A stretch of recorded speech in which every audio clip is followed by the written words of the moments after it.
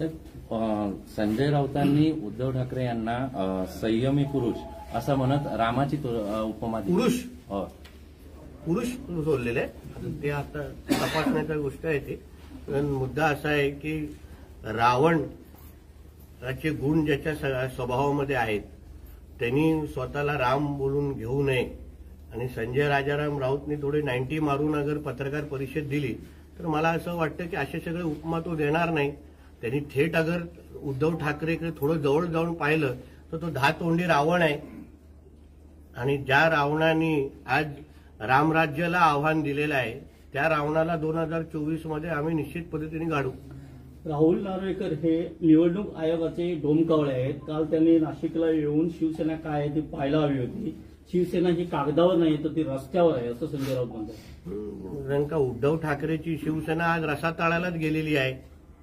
रस्त्यावर आहे की गटारात आहे हे आता नाशिकला जाऊन आम्ही पाहतो. आणि राहुल नार्वेकर जी अगर डोमकावळे होते तर तुमचा मालकाचा मुलगा त्यांच्याकडे कायद्याचे धडे घेण्यासाठी का जात होता.